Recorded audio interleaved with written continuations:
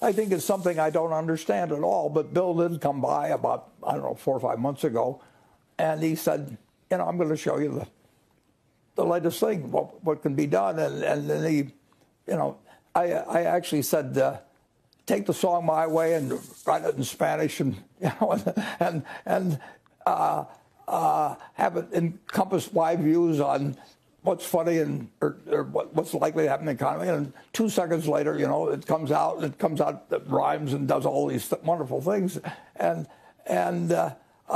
But he told me, he said it can't tell jokes, which I thought was very interesting. It just doesn't know how to tell jokes, but it can tell you. It's read every book, every legal opinion. I mean, the amount of time it could save you if you were doing all kinds of things is unbelievable. But what I said to Bill is, I said, just let me know what I can ask. How are you going to ruin the human race? And then let me know, someone unplug it or whatever I have to do at that point. And of course, I'll be programmed so that nobody thinks they should unplug it or something. I think so. I don't really understand it.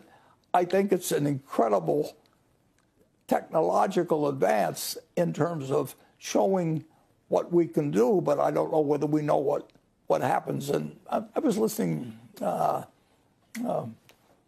Who was it the other day who knows a lot about technology? He just says that, it scares him. Well, if it scares him, it scares me in terms of the possibilities of it. I mean, we've done amazing things, like we figured out how to create an atom bomb back in 1945. I didn't know what an atom was or anything, but Einstein told me it was going to change the world, and it changed the world. So I don't want to change the world too many times without having some idea of the consequences of it. And I think this is extraordinary, but I don't know whether it's beneficial. Was it Steve Wozniak?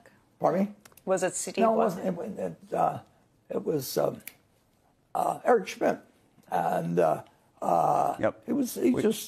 Eric was saying, we don't know where this takes us, and maybe we ought to pause it for a while. Well, right. I don't know 1/100th of 1% about physics or anything else that Eric knows, but I come to the same conclusion. Lee, just the first name from this shareholder, wrote in a question about ChatGPT and artificial intelligence and the impact on the Daily Journal's business model and civilization at large. He says, I'm not sure if you've tried to converse with ChatGPT, given all the rage in the news lately. Briefly, it's artificial intelligence, known as a language model. It's trained on a large data set of text, like books and articles.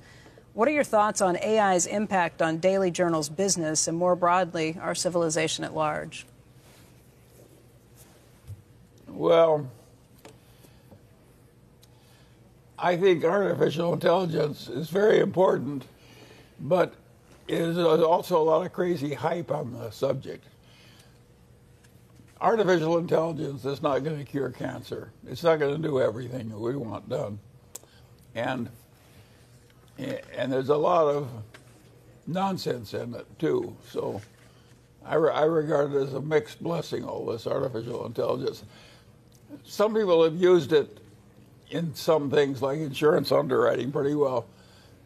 But a lot of people try and use it in ordinary things like buying office buildings or something. And I think that's way more. I don't think it's going to help anybody buy an office building. Not very much, anyway. Through the lens of Daily Journal Corporation, AI is something that we started experimenting with in the summer for certain types of writing of certain types of articles. And it's something we're certainly tracking very closely. I think in terms of complex work, I think it's a long way off. But for many types of activities, especially routine things, I think it'll be fascinating to see how disruptive it is over a relatively short time horizon for many types of work and activities. It'll disrupt. We had our big disruption when technology kind of severely and adversely affected our publishing business. And